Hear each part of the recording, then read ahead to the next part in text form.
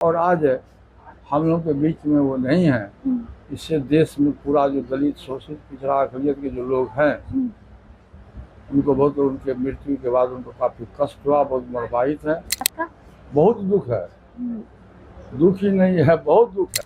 89 में भारत सरकार के मंत्री बने लेबर वेलफेयर मिनिस्टर स्वर्गीय वीपी सिंह जी के नेतृत्व में उन्होंने मंडल कमीशन लागू किया और आज लाखों परिवार मंडल कमीशन से काफी लाभान्वित हुआ। लाइव बिहार देख रहे हैं आप, आपके साथ मैं स्नेहा गुप्ता। आज स्वर्गीय रामविलास पासवान जी की जयंती है, जिसको लेके पशुपति पारस जी ने कार्यक्रम का आयोजन किया है। हमारे साथ खास बातचीत करने के लिए पहले तो सर बहुत शुक्रिया बात करने के लिए। आपको भी नमस्कार।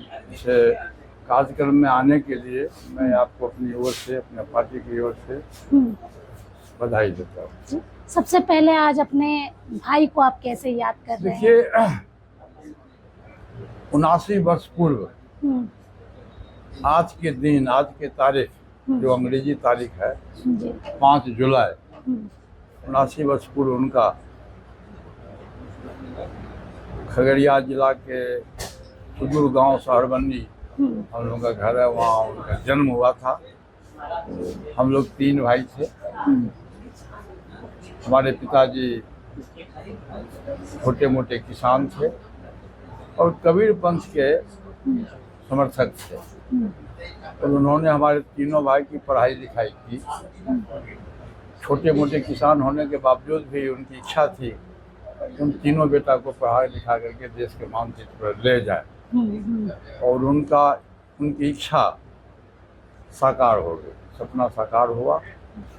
और जहाँ हम लोग का जन्म हुआ था उस जमाने में, आज से 75 वर्ष पहले, 80 वर्ष पहले, उस जमाने में वहाँ न कोई रोड था, न कोई बिजली था, न सड़क था, यातायात का कोई साधन नहीं था और पढ़ाई लिखाई का भी कोई साधन नहीं था। स्कूल कॉलेज कुछ नहीं था, चाहे प्राइवेट हो या सरकारी हो। हम लोग 2 नदी पार करके दूसरे जिला में पढ़ने जाते थे। जगमोहरा एक जगह है जो दरभंगा जिला में पड़ता है, हम लोग वहाँ पढ़ने जाते थे और वहीं से स्कूल में हम लोग जाते थे, स्लेट लेकर के और चक्की बोरा लेकर के जाते थे, वही पढ़ते थे। उस समय टेबल कुर्सी नहीं हुआ करता था। उससे संघर्ष करके हम लोग, उस गरीबी में संघर्ष करते हुए हम तीनों भाई पढ़े। ये हमारे पिताजी का देन था। हम तीनों भाई पढ़े, फिर खगड़िया आए, खगड़िया से ग्रेजुएशन किए। हम दोनों भाई, पासवान जी भी किए, मैं भी किया।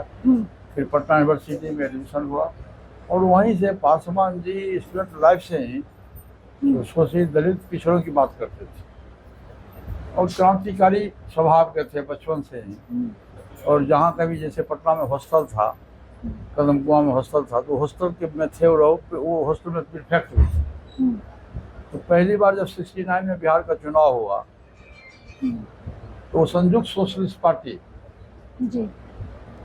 का उसमें बरगद चुनाव चिन्ह था, उस पर वो चुनाव लड़े अलौली से, जहाँ हम लोग का घर है, और वहाँ से पहली बार 69 में वो विधायक बने।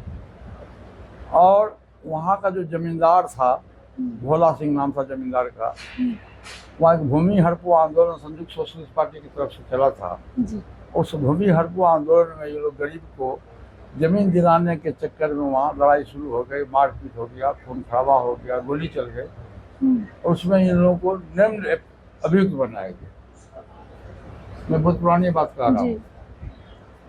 और बिहार सरकार ने इन लोगों की गिरफ्तारी का आदेश दिया। लोग गिरफ्तार होकर चले गए भागलपुर कैंप जेल और भागलपुर कैंप जेल में तकरीबन 14 से 15 महीना ये रहे। उसमें जो कि विधायक थे, लेकिन इन्होंने बेल नहीं दिया। कहा इसमें इन लोगों के साथ जितने भी लोग थे, इन्होंने कहा कि जब तक बिहार सरकार सशर्त रिहा नहीं करेगी तो हम लोग बेल देंगे।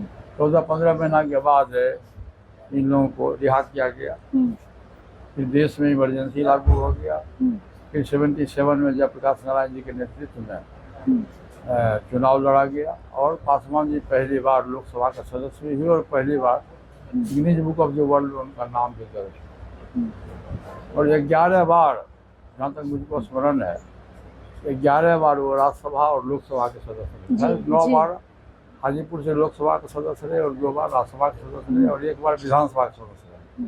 3 सदन का वो सदस्य हुए।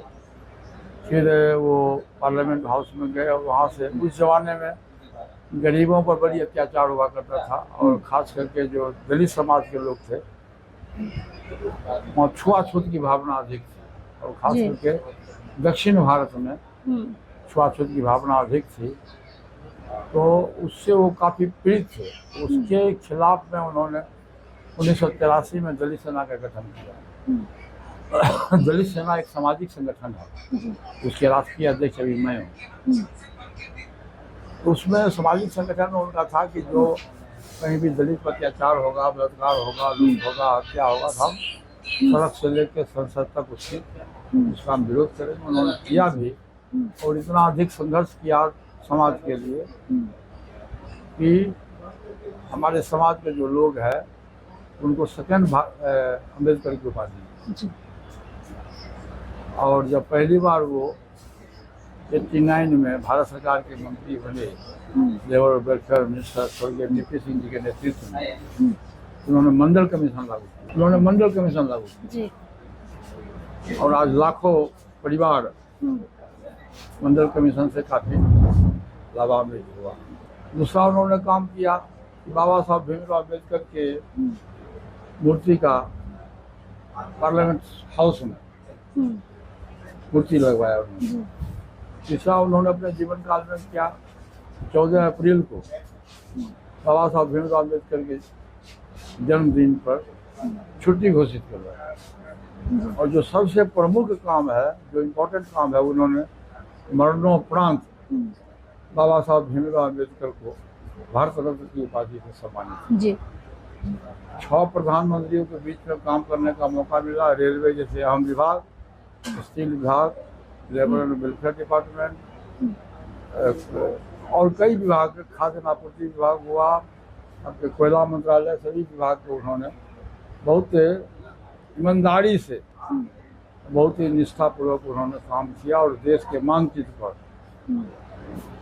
उनका नाम आया। पार्लियामेंट हाउस में सबसे अच्छे स्पीकर के रूप में नाम आया, संसदीय कार्य मंत्री भी रहे, रेल मंत्रालय भी रहा।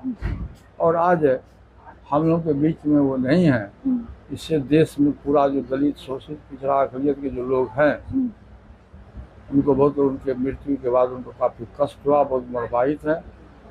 और हम आज उनके जन्मदिन के अवसर पर ईश्वर से प्रार्थना करते हैं कि जहाँ कहीं भी उनकी आत्मा हो, भगवान उनकी आत्मा को सुख शांति प्रदान करें। एक सवाल मैं ये भी लूंगी सर, इसके अलावा कोई सवाल? आखिरी सवाल बस छोटा सा, क्योंकि आप तीनों भाई को राम लक्ष्मण भरत की जोड़ी कहा जाता था बिहार की राजनीति में। हर कोई आप लोग को आइडलाइज करते थे, क्योंकि राजनीतिक परिवारों में अक्सर मतभेद हो ही जाता है, मनभेद भी होता है, लेकिन आप तीनों में एकजुटता थी।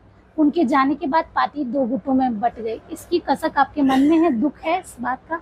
बहुत दुख है, दुख ही नहीं है, बहुत दुख है। चलिए, हमारे साथ खास बातचीत कर रहे थे पशुपति कुमार पारस, सीधे तौर पे बताया किस तरीके से याद कर रहे थे अपने भाई को। आप बनी रहिए हमारे साथ, तब तक के लिए बहुत बहुत शुक्रिया।